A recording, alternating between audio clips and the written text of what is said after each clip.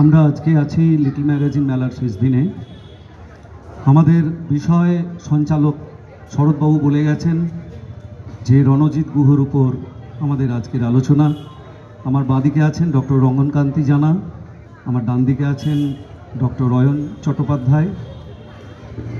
আমরা আমাদের বিষয়ে যাই, আরও পরের প্রোগ্রাম আছে, আমরা সময় নষ্ট না করে বিষয়ে যাই। রণজিৎ গুহ একটি নাম কিভাবে কেন আমরা আজকের এই আলোচনায় আনবো সেটা ওনাদের আলোচনাতেই উঠে আসবে। যেটা আমরা শুরু করি এইভাবে যে সব মরণই মরণ নয়, কিছু কিছু মরণ স্মরণ হয়ে যায়। আমরা এই শতবর্ষে কেন এই রণজিৎবাবুকে স্মরণে যাব, এই প্রাসঙ্গিকতাই বা কী, তিনি কি এমন করেছেন, এই প্রাসঙ্গিকতাটা যদি আমরা খুঁজি তাহলে আমাদের এ দিয়েই শুরু করা উচিত যে আমাদের এই শতাব্দীর সর্বোত্তম সৃজনশীল ঐতিহাসিক হিসাবে তিনি অভিনন্দিত হয়েছেন। তার কাছ থেকে? অমর্ত্য সেনের কাছ থেকে। আর অভিনন্দনগুলো আমাদের আলোচনায় উঠে আসবে। আমরা সরাসরি চলে যাই যে রণজিৎ বাবুর সেই ছোট থেকে বেড়ে ওঠা, ধীরে ধীরে তার পড়াশোনার জীবন, কর্মজীবন এবং তার উপান্তে বিভিন্ন সরে সরে যাওয়ার যে দৃষ্টিভঙ্গিগুলো আমাদের আলোচনায় ফুটে উঠবে।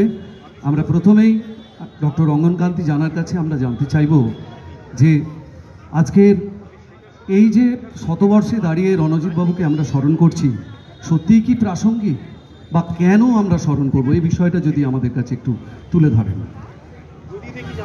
শুভ সন্ধ্যা। রণজিৎ গুহ, আমরা যারা ইতিহাস চর্চা করি বা ইতিহাস গবেষণায় সংযুক্ত আছি এখনো পর্যন্ত, তারা রণজিৎ গুহর নামটা সবাই জানি। এবং কিছুক্ষণ আগে বলা হলো যে সৃজনশীল, এ শতকের সৃজনশীল ঐতিহাসিক। আমি এই বিতর্কিত মন্তব্যে যাব না, কারণ আমি তার প্রতি অশ্রদ্ধা জ্ঞাপন করছি না। তার সৃজনশীলতা সাহিত্যে না ইতিহাসে, এই নিয়ে অনেক প্রশ্ন আছে। প্রসঙ্গত প্রথমেই প্রশ্ন উঠতে পারে, আপনি বলার কে? আমি মূলত একজন প্রত্নতাত্ত্বিক, কিন্তু যেহেতু আমাকে অন্যান্য বিষয়েও কাজ করতে হয়, তাই রণজিৎ গুহ তার মধ্যে একজন। কাল যেমন বাইরে দাঁড়িয়েছিলাম, তখন আমার এক সুহৃদ বন্ধু, অনুপ্রতিম বন্ধু, আমাকে জিজ্ঞেস করলো, দাদা এখন কী নিয়ে কাজ করছেন? আমি তখন বললাম, এই রামমোহনের উপর কাজটা শেষ করেছি। বললো, আপনি দাদা রামমোহন নিয়ে কাজ করছেন, আপনি আপনার নিজের ফিল্ডে কাজ করুন না। আমি তখন তাকে বললাম, কলকাতা বিশ্ববিদ্যালয়ে পড়ার সময় যিনি আমাদের গুরু, সেই রবীন্দ্র কুমার বিশ্বাস, দিলীপ কুমার বিশ্বাস, এরা কিন্তু আমাদের প্রাচীন ভারতের ইতিহাসটাই পড়াতেন, যদিও দিলীপবাবু পরবর্তীকালে রামমোহন চর্চায় চলে গেছিলেন। তাহলে আমরা কেন করতে পারবো না? যাক, সে কথা। শতবর্ষ উদযাপনের আগেই রণজিৎ গুহ চলে গিয়েছেন। আমি অবতারবাদে বিশ্বাস করি না, তবে তিনি তার কাজের যে পর্বগুলোকে আমরা ভাগ করছি, তার কলকাতায় থাকা, বিদেশে যাওয়া, আবার কলকাতায় ফিরে আসা, আবার বিদেশে চলে যাওয়া, তাতে তো অনেকটা কাজ করেছেন। এবং সে কাজের পর্বগুলোকে যদি ভাগ করা যায় ইতিহাস এবং সাহিত্য, প্রথম দিকটা উনি ইতিহাসের উপর কাজ করেছেন। এবং ওনার একটি সাক্ষাৎকার থেকে আমি তখন সেন্টার ফর সোশ্যাল সায়েন্সের সিনিয়র ফেলো কাজ করার সময় আমার ওখানকার যারা মাস্টারমশাই, যারা ওনার অনুধ্যায়ী ছাত্র, তাদের মুখ থেকে শুনেছি যে উনি একটা নতুন বিষয়ের প্রবক্তা, সাবঅল্টার্ন স্টাডিজ। প্রথমে বুঝতে পারিনি, বাড়িতে গিয়ে ডিকশনারি খুলে দেখেছিলাম সাবঅল্টার্ন স্টাডিজ মানে কি, অনেক খোঁজার পরে পেয়েছিলাম, কিন্তু খুব কনফিউশন ছিল। কিন্তু তার যে যারা ছাত্র, যারা 82 সালে তার সঙ্গে একত্রিত হয়েছিল, সুদীপ্ত কবিরাজ, গৌতম ভদ্র, পার্থ চট্টোপাধ্যায়, দীপেশ চক্রবর্তী, দীপেদার সঙ্গে আমার ব্যক্তিগত যোগাযোগ আছে, এরা কিন্তু সাবঅল্টার্ন স্টাডিজ নিয়ে প্রথমে কাজ শুরু করলেন এবং তাদের গুরুকে মেনেই কাজ শুরু করলেন।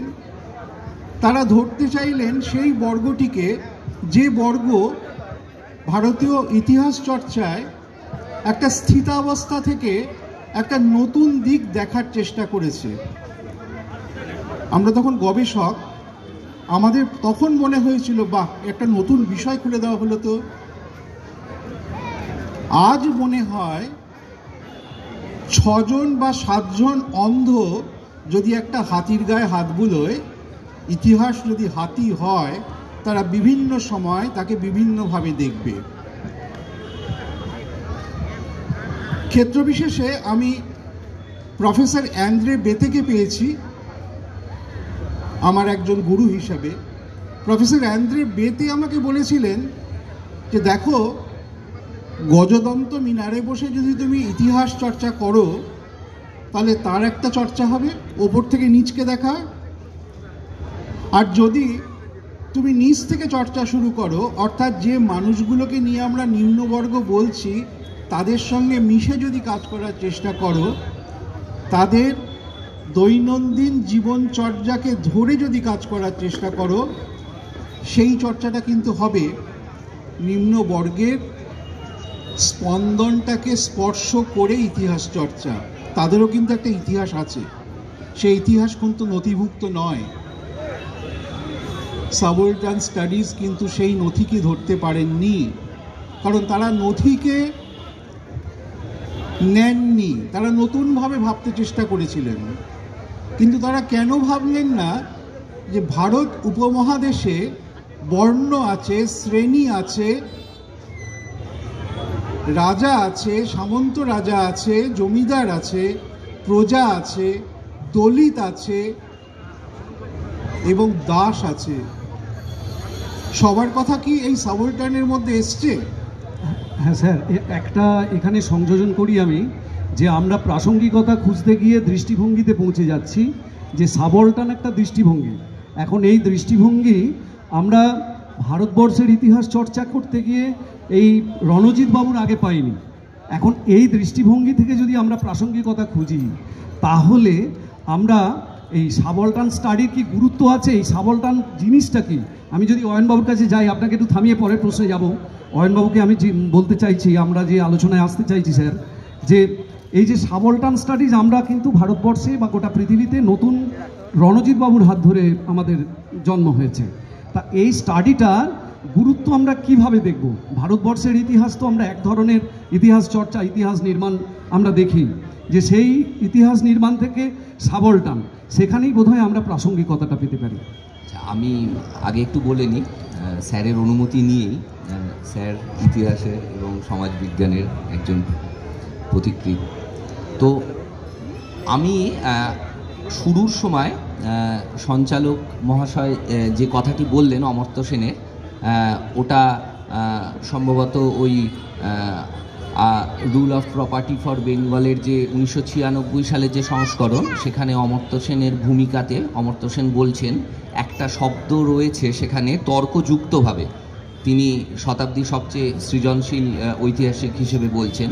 তো এই যে তর্কযুক্ত, যে তর্কটা স্যার তুললেন এবং আলোচনাটা শুরু করলেন, সেই সূত্র ধরে আমি যদি বলি যে 14ই মে এই বছরে দিল্লির তিহার জেল থেকে আরেকজন ইতিহাসের সমাজবিজ্ঞানের ছাত্র উমর খালিদ, তিনি একটি লেখা লিখেছিলেন রণজিৎ গুহর প্রয়াণের খবরে, যেটা বনজ্যোৎস্না লাহিড়ী অনুলিখন করছেন।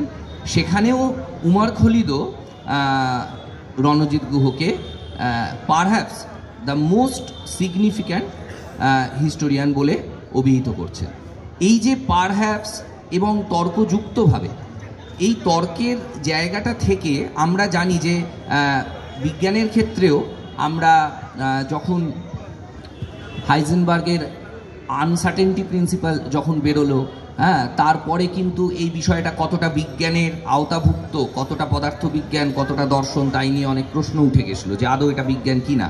তো স্যার এখানে আছেনই, এবং আমার থেকে সাবল্টান শব্দের মানে স্যারের উপস্থিতিতে জিজ্ঞাসা করা খুবই মানে আমার পক্ষে অস্বস্তিকর। তবুও আমি যদি এক্ষেত্রে ওই সাহায্য নিই আর কি, যে ইতিহাস চর্চা বা সমাজবিজ্ঞানের অন্য লোকেদের, তাহলে পার্থ চট্টোপাধ্যায় নিম্নবর্গের ইতিহাস বইয়ের যে প্রথম যে ভূমিকা, সেই ভূমিকাতে সাবল্টান শব্দের যা তাৎপর্য বলছেন যে এটা সামরিক বিদ্যার ক্ষেত্রে অধস্তন অফিসারদের ক্ষেত্রে প্রযোজ্য হয়।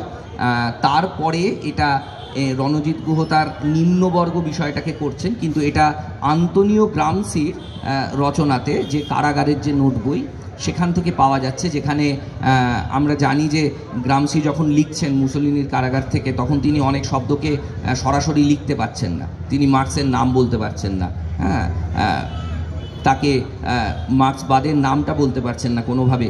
সেই জন্য এইখানে নিম্নবর্গের যে ব্যবহার, সাবল্টানের যে ব্যবহার, সেই জায়গাটা থেকে নিম্নবর্গের চর্চা, নিম্নবর্গের বিদ্যা আদৌ সেটা ইতিহাসের বিষয় কি না। এবং স্যার এখানে আছেন, এবং স্যার যে পথটি বলতে হয়তো চাইছেন, আরও পরে হয়তো আরোই বলবেন। আমি যদি স্যারকে একটু বলি যে স্যার হয়তো এই যে হিস্টোরিওগ্রাফি এই শব্দটাকে তিনি ব্যবহার প্রত্যাহার করছেন না, কিন্তু যখন বাংলায় করছেন তখন সেটা ইতিহাসবিদ্যা লিখছেন বারবার। নিম্নবর্গের ইতিহাস বইতেও তিনি ইতিহাসবিদ্যা শব্দটা ব্যবহার করছেন। এবং স্যার যে প্রশ্নটি তুললেন যে নিম্নবর্গের ইতিহাস আদৌ কিভাবে লিখন পদ্ধতিতে আসা সম্ভব, যাদের লিখিত ইতিহাস নেই, হ্যাঁ, তাদের পক্ষে লিখন পদ্ধতি ব্যবহার করে কি করে সম্ভব। তাহলে স্যার আমি একটু যদি আপনাকে থামাই, হ্যাঁ, আমি জাস্ট একটা লাইন বলে শেষ করছি, স্যারই হয়তো বলবেন আর কি। আপনি বলবেন, আমি তাহলে বলবো যে সাবল্টান স্টাডিজ কি, আমরা এই প্রাসঙ্গিকতায় যখন আছি, তাহলে সাবল্টান স্টাডিজ কি এই মুহূর্তে দাঁড়িয়ে আমরা তাকে কি বাতিল করেছি? তা তো করিনি। আমরা সাবল্টান স্টাডিজ একটা দৃষ্টিভঙ্গি আমাদের ইতিহাস চর্চায় রয়েই গেছে। স্যার শুরুতেই বললেন যে রণজিৎ গুহর কাজের যে জায়গাগুলো সেটাকে অন্তত বেশ কয়েকটি ভাগে ভাগ করা হচ্ছে। আমরা যারা সাহিত্যের ছাত্র আমরা এইভাবে দেখতে পারি, যদি বলি যে এখানে যে রণজিৎ গুহ একজন আনন্দ পুরস্কার প্রাপ্ত সাহিত্যিক, এইভাবে যদি রণজিৎ গুহকে পরিচয় দিই, হ্যাঁ, তাহলে ভুল তো হবে না। কিন্তু ওই তার কাজের যে শেষ ধারা, যেখানে